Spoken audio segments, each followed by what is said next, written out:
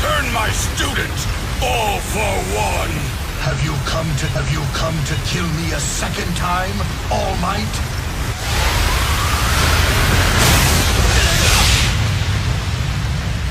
It took you long enough to find us. I will take young Bakugo back, and I will make certain you're locked up for the rest of your sad life. Right along with your despicable League of Villains! Yo, what is up guys? It's the Nightwing at Way of Life Esports coming at you guys with another League of Legends video here today. Now, if you are not currently participating in the 2020 World Championship, you are thinking about the off-season, and the off-season is fully underway for teams that didn't make the 2020 World Championship because they want to do better for the 2021 season. Now, the reason why I have the first two articles tied together is because Deficio was a part of Origin, who was owned by Astrails. Astralis has now rebranded all of their different named teams to Astralis, and it now is under one name. Now let's start with this. Deficio left the broadcast team in the LEC to join Origin to be, I think, the team director? And then, well, I don't really know what he was really doing, but Origin had a lot of issues. And later on, even during this year, actually, when they took out Destiny and put in Jack Troll in, you already can kind of tell things weren't really going that well. And now you have Deficio joining Misfits Gaming as director. So that is going to be pretty crazy. He went to one job, probably really enjoyed it, and then now he's moving on to another organization. Deficio will be responsible for the strategic growth and development of the League of Legends department, as well as identifying future opportunities for the EU team. So, Deficio stepped down from his role as general manager of rival LE squad Origin on September 15th.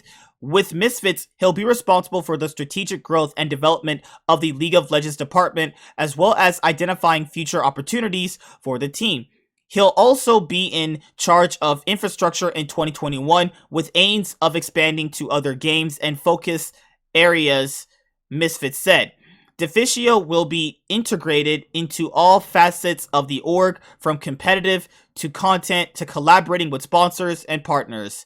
Okay. And then Deficio says, I spent the past 2 years building an environment that both players and staff loved with Origin, and I'm looking forward to shaping the future of Misfits Gaming, Deficio said in a press release. There's a lot of work already going on behind the scenes, and I can't wait to share our plans soon. I love Deficio. I think Deficio was a great color caster. I loved when he was a part of literally any game that he was casting with Quickshot, and I'm glad that he did such a good job with Origin to a certain point as being a general manager that another org is willing to hire him. So I enjoy that. Now, since Deficio just left Origin, quote-unquote Astralis was actually fined. I don't know what that translates for European currency. I'll look that up right now. What is 5,000 European currency? 5,000 Europe in euro dollars. So that would be 5,000 euros. So how much is 5,000 euros? Wait, so let's go. Okay. So $5. Okay, I got it. So basically, Astralis fined 5,000 euros for missing salary payments and conduct unbecoming of an LEC team manager. Alright, so Riot Games has handed down a competitive ruling against Astralis, fining the League of Legends franchise 5,000 euros and subjecting them to certain requirements from the League LEC Commissioner Max the X announced today. The competitive ruling came as a result of late payments to team members of Astralis, as well as conduct unbecoming of a LEC team manager from the organization's interim general manager, according to Riot. The team members reported the missing salary payments to the LEC, who notified Astralis of the issue. Representatives were later able to confirm that the missing payments were a result of Danish jurisdiction and human error rather than any malicious intent, according to Riot. The LEC has since verified that all missing payments have been received and that the issue has been resolved. Okay. I'm not trying to say this is a really, really bad thing since they conducted an investigation and there wasn't like malicious intent, but you know, that's kind of concerning if you're a player and you join this org and then there's like just human error where they're just like missing people's payments, because like when you're missing people's payments, you're dealing with, you know, other people's, you know, livelihoods. You know, that's a really, really serious thing, you know. Other than that, let's read what else.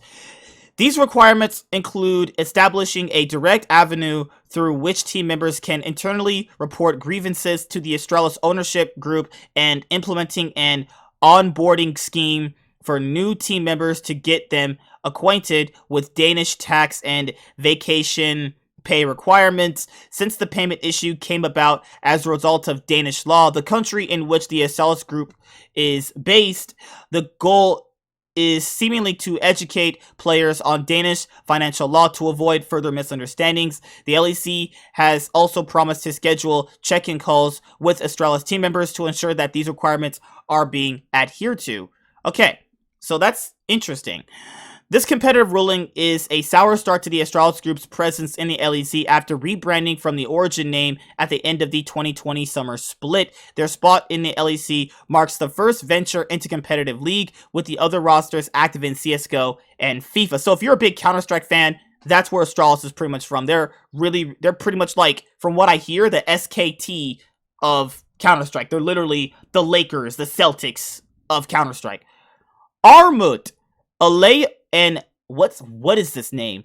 El Yoye, reportedly joining Mad Lions for the 2021 league season. Let the rumors commence. So, Armut was from Supermassive that upset Mad Lions actually, and a lot of people were pleasantly surprised at Armut being a pretty good, serviceable carry top laner.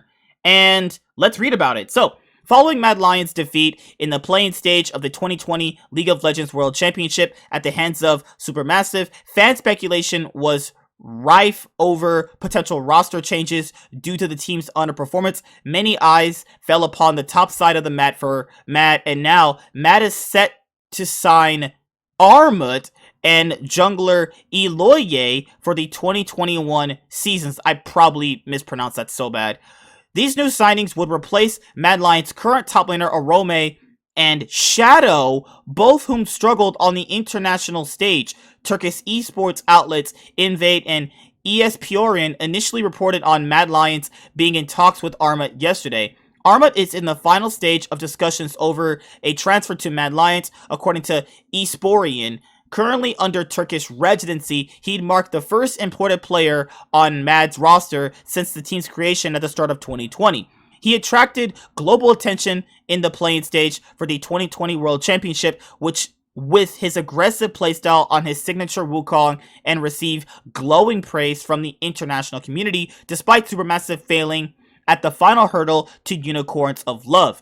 If this transfer is confirmed, Armut will join an exclusive club of Turkish players who have made the transition to a major region alongside Broken Blade, Closer. Armut could join the growing trend of major region teams importing minor region talent. Historically, import slots tended to be reserved for Korean players, but now major region teams are beginning to recognize the value of wildcard region players and are giving them the opportunity to shine among some of the best in the world.